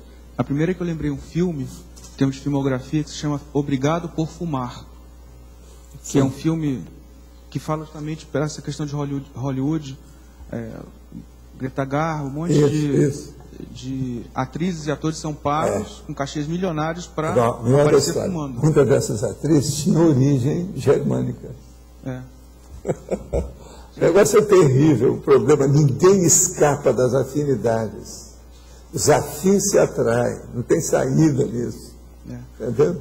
Paulo. E tem uma outra condição aqui, eu estava lendo na área de finologia, tem uma parte que fala do princípio organizador, que fala assim, sem a influência neurotizante da pressão caótica da avalanche dos conhecimentos. Essa influência neurotizante da avalanche dos conhecimentos hoje em dia tem um nome, que é síndrome de information overload, que é sobrecarga de informação. Isso poderia ser acrescentado aqui? Sindromologia? Pode estudar. Sindromologia, de repente? Agora, a overcharge, sobrecarga de a informação. overcharge já é muito usada. Eu já na década de 60 já estudava esse processo do overcharge. Entende? Devido os processos lá das guerras, aquele negócio todo. A overcharge já existia naquela ocasião. Isso na década de 60. Essa super informação com overcharge, ela já tem mais de meio século. É muita coisa que foi assim. A guerra do Vietnã, por exemplo, os americanos viram que eles estavam errados. A hora que mostrava todo dia aquele monte de morte de americano na guerra do Vietnã. Depois, nas outras guerras posteriores, eles cortaram isso da televisão. Não pode mostrar nada, morte de ninguém, não pode mostrar enterro de ninguém, aquele negócio todo, tudo escondido. E os eufemismos, abaixo, em vez de morte. Tudo eufemismo, uma vergonha, a tapiação. Entende? Isso é chamada camuflagem bélica da guerra. Camuflagem. Valdo, Sim. aqui assim, Manoa. Gostaria de acrescentar uma informação para Magali a respeito das emoções e do nazismo. Você tem que lembrar que o nazismo surgiu fundamentalmente depois da Primeira Guerra Mundial e a temática que eles mais trabalharam foi o negócio do nacionalismo, que a queda do nacionalismo dentro da Alemanha era muito grande. Então eles trabalharam com uma coisa que era muito sentida para ele. Então trabalharam em base dessa temática. Depois, o negócio foi com respeito à roupa, no qual eles tinham todos os símbolos militares, todos uniformados, até as crianças estavam uniformadas. E por último, ou seja, depois os cantos, que normalmente era todo um ritmo de marcha, certo? E por último, tudo o que tinha que ver com respeito da cenografia, estandartes e tudo mais. Se você mistura tudo isso dentro de um estádio de futebol, a emocionalidade de tudo isso exalta. Então, eles trabalharam acima de tudo isso com uma temática muito forte a respeito da raça superior. Em função disso, eles conquistaram o resto dentro de seu próprio partidismo e ao resto, o que estavam em contra, através do medo. Essa foi a temática principal, acho, né? Não há dúvida. Mas então, quem é que está com o microfone? É você? Você tocou esses movimentos Escuta extremos. só, eu queria abrir um parênteses para te alertar de uma coisa muito séria. Quem é amigo, quem avisa, amigo é. Eu não estou mais segurando o microfone. De modo que eu estou livre para qualquer debate aqui. Abre o olho comigo, estou só avisando. Não, qualquer coisa a gente usa como arma, mas está aqui. Eu estou livre, ó. Libérrimo. Posso dar banana de um lado do outro, não tem problema. Você chegou a tocar também que todos esses movimentos extremistas, políticos, eles são religiões. São religiões. É a religião política que eles chamam. Porque até a imprensa... Escuta, o muçulmano, islamismo, o que é? E eles misturam... Você quer coisa mais religiosa do que o islamismo? E mistura com o Estado, a religião ali é pior ainda, em certo sentido. Agora, esses Estados... Eu estava lembrando daquele livro lá, 1984, lá... não esqueci o nome do autor. Ali mostra bem, eu não sei se é aquela técnica que ele usou para escrever, misturava a coisa do Stalin com o nazismo ali, porque Sim. O Big Brother. É uma técnica. Oi. Parece que. Tudo já inspirado nessas coisas aí. O George Orwell foi feito a partir disso. Que eles também insistem com a mentira, a mentira vira verdade. O problema é a questão, pois é. O problema é terrível, não há dúvida. É isso mesmo. Agora, isso acontece com as religiões, com outros movimentos dogmáticos também. Agora, a humanidade parece que é um carrilhão de movimentos dogmáticos também, uns mais fortes, outros menos. É questão de domínio também. O dogmatismo está... Agora, o que é bom é que as pessoas não são tão inteligentes, principalmente esses líderes ditatoriais. Por exemplo, o nosso amigo Getúlio Vargas, ele quis criar alguma coisa nesse sentido, com o Estado Novo, que era chamado. Mas ele não conseguiu do jeito que era. Eu fui estudar o Estado Novo depois disso, com calma. Não é a mesma coisa. Já o Perón, na Argentina, conseguiu mais coisa. O Perón lá, com o justicialismo e os descamisados, ele conseguiu muito mais do que o Getúlio no Brasil com o Estado Novo. O Perón e o Getúlio tiveram inspiração nazista. Não, porque todo mundo era. Eles eram parece que ditadores, naquele igual tempo, o Hitler. Houve uma influência dos militares apoiando os nazistas, porque os nazistas foram muito eficientes na questão militar da guerra. Agora, e havia muito militar. Eu falo caso muito do nessas Perón, coisas porque as novas gerações não entendem nada disso. E a gente está vendo os neonazistas aparecendo, as republiquetas de banana querendo tudo aparecer novamente. Os processos do Chaves, exaltando até hoje uma ditadura mortífera e tenebrosa, que eles exaltam como se o cara fosse um deus, que é o Fidel Castro. Como é que fica isso? Essa nova geração precisa saber essa realidade. Isso não pode escapar. Senão daqui a pouco nós temos tudo aí de novo. Não adianta estar falando muito esquerda nem direita, é tanto uma coisa ou outra, A hora que entra na baratosfera, piora tudo. Agora, eu vi isso tudo e vejo os processos das Conselhos que estão renascendo, mas está juntando a fome com a vontade de comer, tudo pior. Para onde vai? Agora, essa questão que um monte de intelectuais, aí, sei lá, intelectuais falsos também, que apoiam aí o marxismo, essa questão que eu falei agora. Pois é. E outra coisa, o marxismo, querendo ou não, ele está na UTI, se já não morreu totalmente. Agora, o povo quer segurar a situação. Mas muita na coisa prática foi tudo pro buraco. Está cheio de buraco. Não, a prática deles lá foi tudo pro buraco. Agora, a gente ser, aqui ó, o problema de comunismo ou socialismo, em tese, a ideia é fora de série, todo mundo é igual, está tudo certo, mas não é assim. Não é na base do trabuco, do gatilho, do canhão, da bomba que isso vai melhorar. É isso que o povo não entende. Os vegetais, os animais, os proto-reptilianos não entendem. A questão é que toda ditadura não presta, seja ela chamada de marxista, de nazista. Não toda ditadura é mortífera. Você vê hoje, dentro desses vários grupos que foram citados, neonazista, o pessoal de Cuba e tal, Fidel Castro e tal, algum que tenha mais poder hoje de fazer esse clamor popular? Tipo assim, algum que seria o lobo mais... Olha, do jeito que as coisas estão aí, o processo nosso aqui é só a parte sul-americana que tem que ver. O que vai acontecer com os restolhos de Cuba, junto com o Chaves, por exemplo, e esses outros países que seguem o Chaves? Então é o Ford de São Paulo, essa situação toda que a gente tem que estar de olho aqui, que é o que parece mais sério. A China, por exemplo, eles já têm problema demais, porque eles têm gente demais. Quem tem gente demais tem muito problema. Eu nunca achei que a China fosse criar problema demais, não. Que já tem problema demais por eles. Não dá. Você está entendendo? Por mais coisa. Você está vendo? Ó?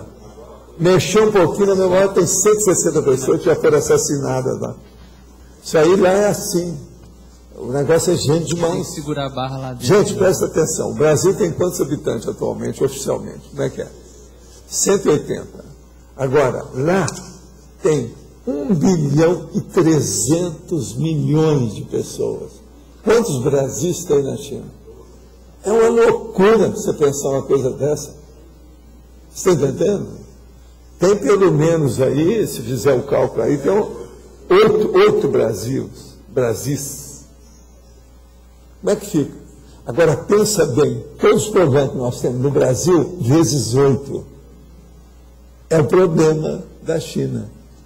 Então, tem aquele chinês que chega para você e fala assim, eu sou contra a ditadura, mas veja, Valdo, arranja uma saída para isso. Do jeito que está aí. Você sabe que o nosso amigo, o Chantilly, ele mesmo falou isso para mim. Falou, doutor Valdo, eu não vejo saída para aquilo ali, não. Eu não quero estar na pele daquele povo para resolver nada.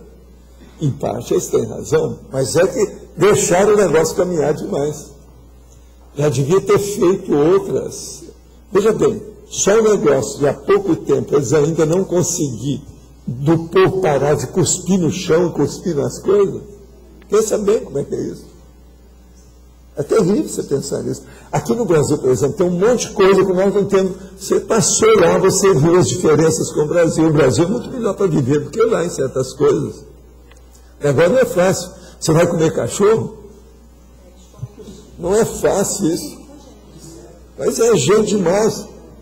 Se não comer essas coisas, morre. Como é que fica? Então, isso tudo a gente tem que estudar. Agora, nessa questão, o problema do belicismo é o mais sério que tem. O maior problema da China é o belicismo. Não há dúvida que é. Agora, com esse negócio do trabalho, o problema de estar virando uma potência na frente, essa coisa toda, pode ser que isso vai melhorar demais, de uma hora para outra. Entende? Do jeito que os americanos andaram melhorando. Os americanos só matavam os outros.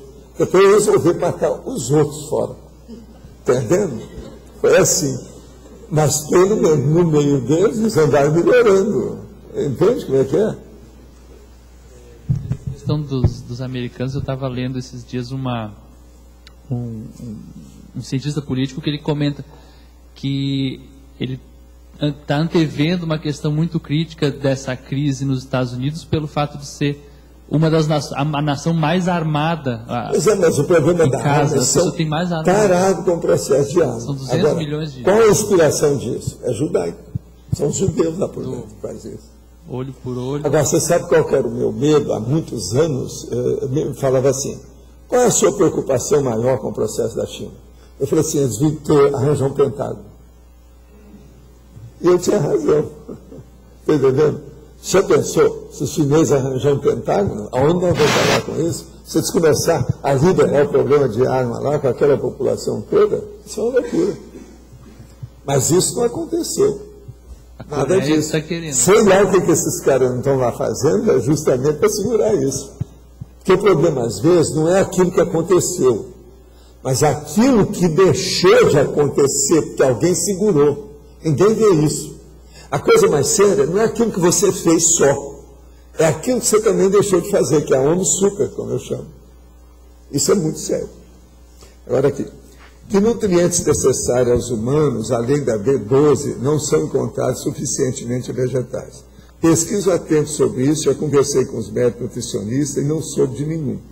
Conheço pessoas que vivem há décadas sem carne, algumas sem derivados de animais, e estão trabalhando, criando família e praticando esporte. Não seria bom os conscienciólogos pesquisarem melhor essa importante questão? Você está certo, isso é importante. Agora, tem umas coisas sérias. Esporte é também uma faca de dois gumes. Eu, por exemplo, não posso ir mais ao sol, na minha idade. No entanto, eu sempre gostei da vida livre, ao ar livre. Não posso. Quer dizer, a minha vida livre hoje é noturna, totalmente paratosférica. Entendeu? O negócio não é fácil, porque é quando o sol desapareceu. Porque o sol declarou guerra para mim. Como é que eu fico? Agora, então, veja. Nessa questão de não tomar sol, a vitamina D3 já começa a dar problema, porque a síntese é feita através da pele com o sol. Então, ó, vamos entender bem como é que fica isso.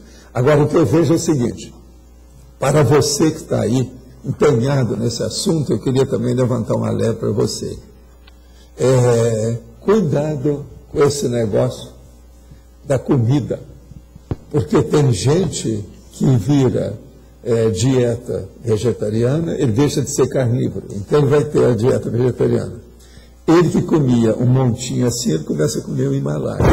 E ele não deixa de engordar. Daqui a pouco ele está com obesidade, com bulimia, através da dieta vegetariana. De modo que isso é uma questão que a gente tem que estar de olho o tempo todo. Senão, cria problema também. De modo que dieta, cada uma a gente tem que estudar com calma, passar o pente fino nela, de acordo com aquele temperamento, a biotipologia da pessoa, a constituição física dela, uma série de condições disso. Generalizar o negócio é muito difícil. Agora, o que eu falo aqui, repito, sempre que eu falo de dieta, eu sou 100% favorável à dieta vegetariana, que praticamente você não mata ninguém. Mas, se for frutariana, melhor ainda. Porque essa está comendo apenas a polpa da semente. A semente continua, a árvore pode progredir, você não está matando ninguém. Você está entendendo? Não é comer a vitela. Você está comendo a polpa da fruta. Então, a dieta frutariana, parece que eles fizeram as frutas para a nossa sobrevivência. É que a humanidade ainda não viu isso. Então, se nós julgarmos com todo tipo de fruta que tem, nós vamos alcançar todos os minerais, óleo dos elementos, todos os elementos, vitamina, tudo aquilo que a gente precisa através dela.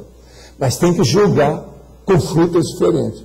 Não pode ficar só aquele negócio de 5 frutas que o diabetes pode comer por dia, não, tem que ser mais. Diferente que eu estou falando. Porque isso aí anula os processos. Saiu, foi bem amplo nos jornais há uns 2 meses atrás, essa pesquisa do Ministério da Saúde, que eles viram que tem agora outros vegetais, legumes aí que superaram o tomate em matéria de agrotóxico. Então, eles botaram que é o pimentão, a cenoura... mas pimentão eu não como mesmo há muito tempo. Agora, a cenoura que é o problema. Pimentão, cenoura e uva. Eu tenho problema com cenoura a partir Falaram disso. desses três. Disseram assim, esses Você três sabe que superaram os tomates. eu, em Uberaba, cheguei a plantar cenoura, né? Porque eu sempre achei a cenoura o máximo. Você planta, tira lá, lava tudo e põe na hora. Quer dizer, isso é o máximo para mim. Sempre achei. Então eu tinha que passar isso para dar exemplo para os outros. E a cenoura faz barulho, é crocante, na hora que você come. Gente, cenoura é uma coisa de doido. Como não estudou cenoura? Tem um cara, uma vez lá, eu pedi para ele fazer um livro só sobre a cenoura. Mas ele acabou me fazendo, ele ficou doente, não sei o que, deixou de comer cenoura, adoeceu. Agora aqui, descobri na Wikipedia que Papiniano dessomou com 70 anos. Sim, o Jaime acabou de falar lá a coisa. Agora veja, tudo indica que o Papiniano tinha macrosoma, por isso que ele durou. Porque todo o povo da época dele tinha morrido, e ele continuou, depois que eles acabaram com ele. Agora ele ficou para sementes, eles acabaram. O negócio foi esse. Na ginecologia da gratidão discutida ontem, as pessoas listadas por nós devem ser aquelas que você chama de encontro de destino na nossa vida? Sim, não há dúvida. Agora, as tais que eu falei, ela está falando aqui, é sobre os 13 pessoas das 13 cidades que eu tive estudando já, negócio mais, já tive anotando mais. Então, é isso que a pessoa está falando. São os encontros de destino, ela está certa. Mas agora o problema aí é usar o processo assistencial. Então seria personalidade assistencial, ou vamos dizer aí, urbanita assistencial, alguma coisa nesse sentido. Não, você falou que o Papiniano tinha macrosoma, né? Sim. E eu lembrei a questão da dragona. Ele tinha dragona também? Poderíamos considerar como base para o princípio organizador dos saberes uma enumeração cosmoética piramidal em escala descendente de importância? Sim. Você pode fazer que às vezes isso pode ficar bem lógico. Vocês estão entendendo, né? Uma organização piramidal para fazer o princípio organizador do saber. Para quem está na faculdade e necessita ler muito sobre determinados assuntos eletronáuticos, quais providências tomar para não se deixar ser muito influenciado pelo óleo pensando materialista da lavagem cerebral? A primeira coisa, você anota tudo que vai te ajudar naquilo que você está estudando. A eletronáutica pode enriquecer demais o seu trabalho consciencial. Depende de você saber aplicar os dados que você tem. Não despreze nada que seja elemento de estudo. Estudo é estudo. A base é essa. Isso aqui é a mesma coisa daquilo ali, não entendi bem, mas vamos deixar. Repetido aqui uma pergunta. Sabe que desde que nós começamos isso nunca aconteceu? Fizeram uma pergunta igual a outra aqui. Repetido. Número 9. Estaremos prontos para o encerramento às 14 horas. Hoje haverá o sorteio dos amigos da enciclopédia. Quer dizer, alguém vai ganhar aí um laptop fora de série. De modo que vocês têm mais 2 minutos. Quem é que está com o microfone tem mais 2 minutos. Pode falar. Uma pergunta, aproveitando que o tema é mental somática. No caso de alguém que recebe um cérebro que tem, por uma questão genética, alguma deficiência, um transtorno, um déficit. Qual é o cérebro que não tem transtorno? Porque o cérebro ele seria um filtro da consciência, não é? Sim, mas veja, qual o cérebro que não tem transtorno?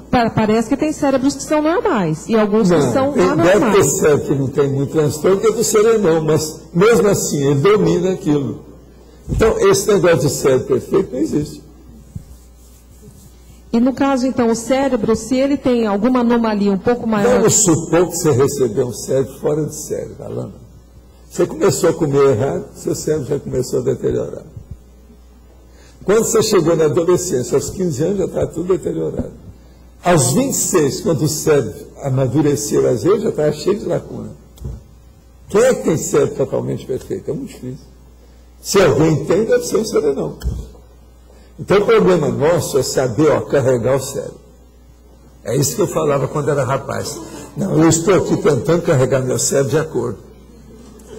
Quando saiu da Star Trek, você está entendendo? Que tinha aquele cerebrão que estava na mesa, que dominava todo mundo através daquilo, eu disse assim, vamos, os caras lá arranjaram um negócio melhor do que o seu, que era o cerebrão. Assim, o cerebrão é o serenão. Você está entendendo? É o serenão, é o cerebrão, é o outro nome para ele. De modo que o processo todo é esse. Vamos conservar o cérebro em cima do pescoço com muito equilíbrio. O negócio todo aqui é esse. Os 2 hemisférios cerebrais e por baixo o cerebelinho. Quer dizer que é muito sério. Então, pode, por favor. Obrigada. As pontuações da tertúlia de hoje foram 12 votos online, 9 perguntas respondidas online, 9 perguntas presenciais, 127 assinaturas no livro de presença, 20 praticantes da técnica de Invexis, 3 voluntários da Invexis. Hoje vamos ter 8 recados e no final o sorteio do computador do Amigos da Enciclopédia. Primeiro, Flávio, debates. Lumara, programa autoconscienciométrico. Virgínia, curso em ergometria. Henri, pré-IC, pesquisologia. Glinha, jornada da saúde. Flávio, acoplamentário. Fernanda, jantar dançante. Teremos 14 verbetes para a eleição de hoje. Autoabrangência, autotortura, curiosidade pesquisística, esbanjamento consciencial, fator ambíguo, holomaturologia, linguagem corruptora, linguagem mental-somática, mega retrocesso, mega tolice indefensável,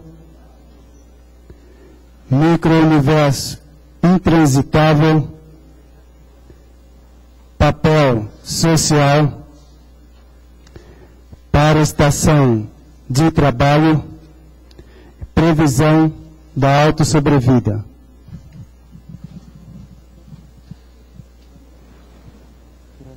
Bom, gente, boa tarde a todos. A nossa divulgação do nosso debatedor, que será hoje, o Eliel, vai debater sobre o artigo que ele publicou, já está publicado no Journal, em 2004. O tema é dupla evolutiva, as bases interconscienciais da dupla evolutiva. Ele não veio dar o aviso porque ele está lá na cabine. O debate é daqui a 30 minutos, ou melhor, daqui a 1 hora, às 15 horas, aqui no salão dos debates aqui no CIAEC.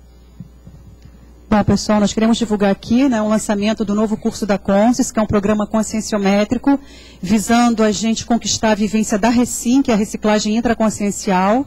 Né? O método está sendo organizado aqui, a professora Luimara, né, que é a nossa secretária-geral, está criando junto com a gente esse programa novo, visando uma qualificação da autoconscienciometria dentro da CCCI. Tá certo? Nós tivemos várias experiências no curso, na dinâmica da RECIM, e nós vimos que precisamos de mais tempo para aprofundamento com o conscienciograma, para que a gente possa realmente conquistar, né, essa reciclagem íntima. Então, esse programa começa a funcionar a partir de setembro desse ano, tem a duração de 2 anos. A Luimara vai explicar as etapas do programa, e nós convidamos a todos que quiserem enfrentar o conscienciograma, fazer o autoenfrentamento, começar a mexer nos seus trafares, organizar as suas ideias, buscar maior retilinearidade da sua autopensionização. Então, quem quiser participar, procura pela Consciência aqui no CIAEC. O programa, ele vai ser constituído de 4 etapas. Inicialmente, nós temos os fundamentos da conscienciometria, onde a base vai ser trabalhar com a nossa autoimagem, de uma forma de desconstruir equívocos para chegar no centro e no foco de uma autoimagem mais a saída idealizada para mais realista e também o aumento da criticidade. Então vão ser trabalhados vários aspectos e planilhas. Nessa etapa, que dura 6 meses, nós vamos estar treinando com vocês o uso do conscienciograma, das perguntas, a melhor abordagem também para a técnica de conscienciobaia. Passados esses 6 meses, entra outra etapa, que é a Recim 1, onde o objetivo é chegar ao fim do consensograma, fazendo análise rápida, a apresentação do gráfico, o seu código pessoal de cosmoética e a inventariologia com base em 100 itens. Passada essa segunda etapa de 6 meses, vem a terceira etapa, que são mais 6 meses, que é a Recim Profunda, onde você vai estar fazendo o programa dos megatraços, Megatrafor, Megatrafar e Megatrafal. E para concluir, nós vamos ter o checkpoint consensiométrico, onde vai ser mais 6 meses e a pessoa vai ter um tratamento individualizado com as suas planilhas das suas reciclagens pessoais. Então, esse programa a gente identificou que para a gente trabalhar em reciclagem mesmo intraconsciencial, não dá para a gente falar em ser superficial. Então, a Conso está propondo o programa consensiométrico e estão todos convidados. Obrigada. Oi, boa tarde, pessoal. A Simbes está convidando a todos vocês ao curso en ergometría. Es un curso que se avalia o perfil parapsíquico de cada uno de nós. También se va a avaliar a aplicación do parapsiquismo no diario. Como você aplica suas energias no día a día. Este curso va a ser os días 18 y 19 de julio, que es el próximo fin de semana. Y lo mejor de este curso es que voy a apoyar a construcción do Serenarium. Tá bom? Aí as inscrições podem ser feitas na Simbex. Outro recado, pessoal, é que hoje vamos ter nossa segunda palestra online com o tema Indústria Cultural. Os professores serão Alessandra Nonato e Alessandra Zaslaski e vão falar sobre este tema, abordarão aspectos sobre publicidade, média, comunicação, por exemplo, porque Michael Jackson leva 3 semanas saliendo na mídia. ¿Cuál es la razón de eso? Entonces se van a explorar esos aspectos. Va a ser hoy, palestra online, das 3 da tarde, das 15 horas às 4:30. Es na página web www.asimbexis.org. Obrigada. Boa tarde, nós estamos aqui em nome da Pré-IC de Pesquisologia para convidar todos para o curso para a formação do conscienciólogo pesquisador, que será feito aqui em Foz do Iguaçu, em parceria com o CAEC. O curso ele vai começar agora em setembro, tem 9 módulos mensais e o aluno terá um acompanhamento não só nos módulos, mas entre um módulo e outro. Nós vamos começar desde a escolha de um tema de pesquisa até a escrita de um artigo, para desenvolver cientificidade parapsíquica, assistência via pesquisa. As inscrições elas estão abertas aqui na Secretaria do CAEC e, para maiores informações, é só buscar a equipe da Pré-IC de Pesquisologia. Muito obrigado. Boa tarde, estou em nome da OIC. A OIC vem aqui nesse momento a convidar a todos para a 5ª Jornada de Saúde da Consciência e o 4º Simpósio de Autoconsciencioterapia, que estará acontecendo em 2010 em Portugal, nos dias 22 e 23 de outubro. Esse evento ele vai constar com algumas atividades. Por exemplo, segundo Prêmio Global da IAC para contribuições científicas em Conscienciologia, o aniversário de 10 anos da IAC, curso e imersão progessoterápica, curso Praxis multidimensional, atendimentos consciencioterápicos intensivos. Para quem se interessar, vale a pena começar a se inscrever, se organizar agora, tá? E workshops de diversas instituições conscienciocêntricas. Para haver esse evento, tem que haver também a apresentação de trabalhos, tá? Então, nós estamos aí colocando um prazo de envio dos artigos até o dia 28 de setembro de 2009.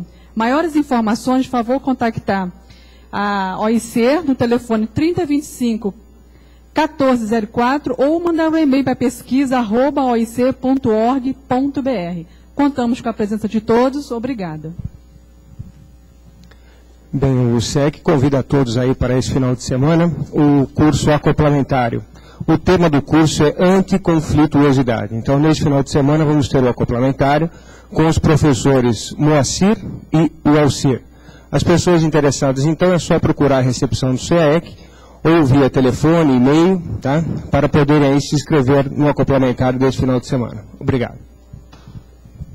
Boa tarde a todos. A IEC quer convidar todo mundo para participar do 2º jantar dançante da Cognópolis Foz. É um evento muito bacana de confraternização. Quem foi no primeiro conferiu, pode falar.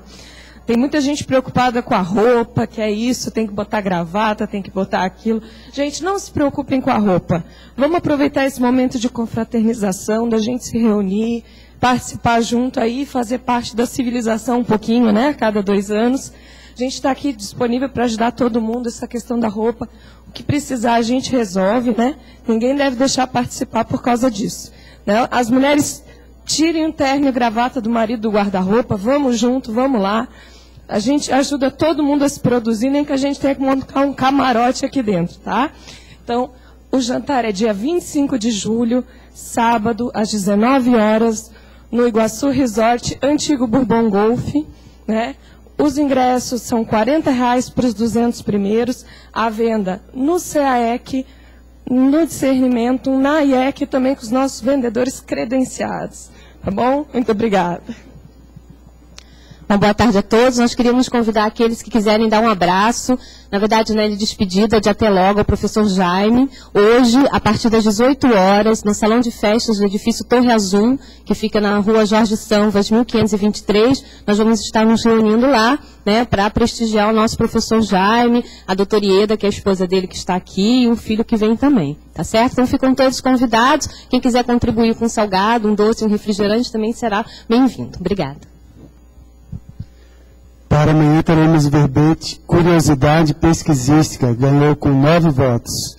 Agora teremos o sorteio do computador com a equipe do Amigos da Enciclopédia. Pessoal, boa tarde a todos. Controlem a taquicardia aí. A gente, na verdade, vai sortear 5 brindes, tá? E o laptop, seria 4 brindes mais o laptop. Nós vamos sortear uma vaga para o curso ECP1, uma vaga para o acoplamentário, e hoje, né, a Asinvex disponibilizou também uma vaga para o curso Energometria, que vai acontecer em Foz do Iguaçu, dia 18 e 19 de julho, o livro Avesso de um Balzac e o laptop. Mas a gente queria trazer alguns dados para vocês aqui da campanha, tá? Nós começamos a campanha do programa Amigos da Enciclopédia, a gente considerou a data do dia 14 de maio, tá certo? E nesses praticamente 2 meses de campanha, nós tivemos mais de 140 inscritos. Tá? Então, assim, foi um resultado expressivo, né? Um grande número de pessoas renovou, fez a inscrição. Salva de palmas, né?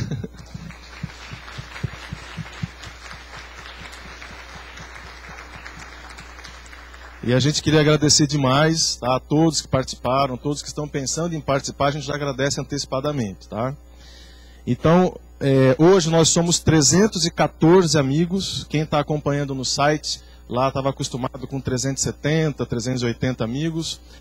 O sistema já computou as 72 inscrições doadas pela ARAC, por isso, do ano passado, por isso que então houve essa queda aí no número. Você sabe que esse trabalho é um trabalho de Sísifo, que a gente fala, né? Porque a gente coloca, às vezes, 50 inscrições, sai 20, aí entra 10 inscrições, sai 12.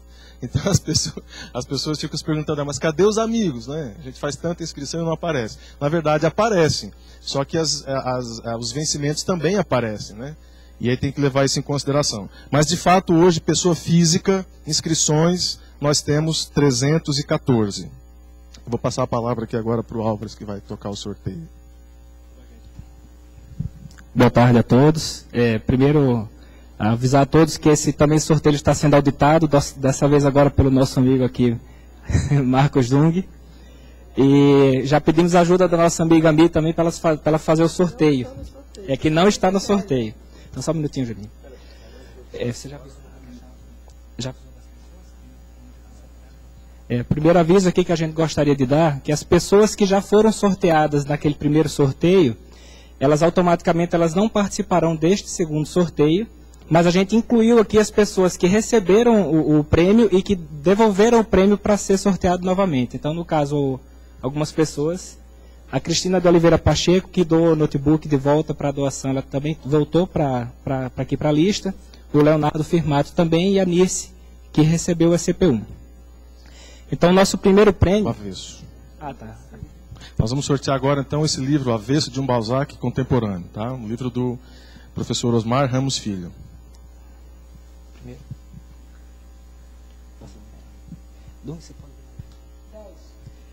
Número 10, Mário Mariá, de Foz do Iguaçu. Ó, ganhou Mário Mariá.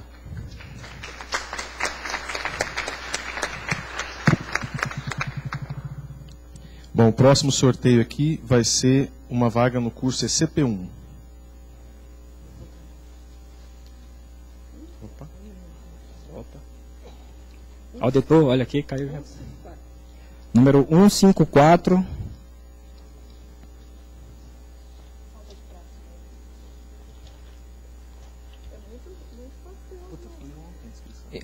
O IPC BH. Vamos ter que fazer um sorteio lá entre os voluntários do IPC de BH. IPC BH é uma vaga de CP1. Então, palmas para mim, pessoal.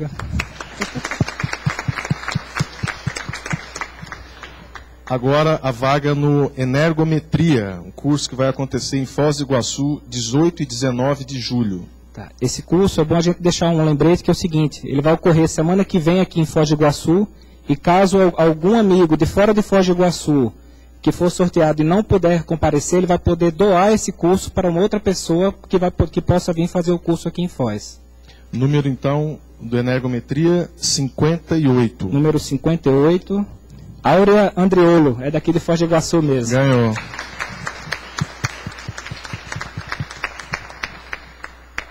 Agora, o acoplamentário.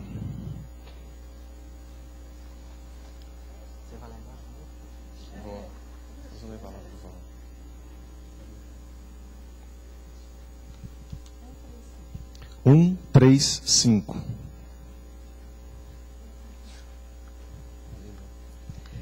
Alinor Vieira da Silva. O Alinor tá aí. Daqui de Foz do Iguaçu.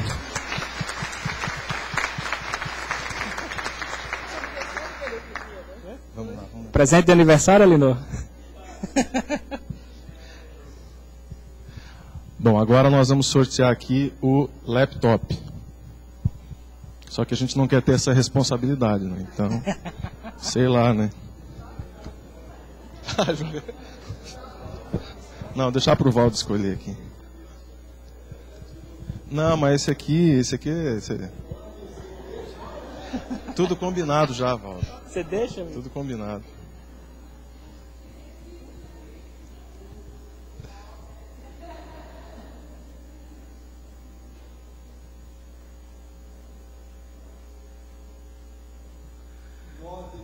Noventa e três.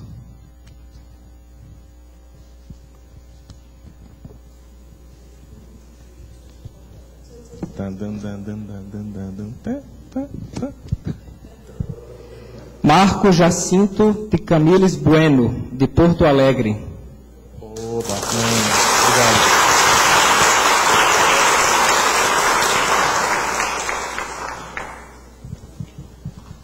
Pessoal, está encerrada a nossa campanha, né?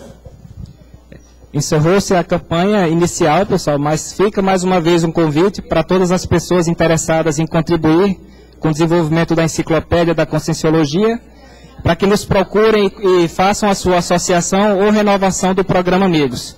Agradecemos a todas as pessoas que já fizeram a sua inscrição, a sua renovação, e estamos à disposição para tirar dúvidas ou em caso de alguma dificuldade. Tá? Obrigado. Muito obrigado.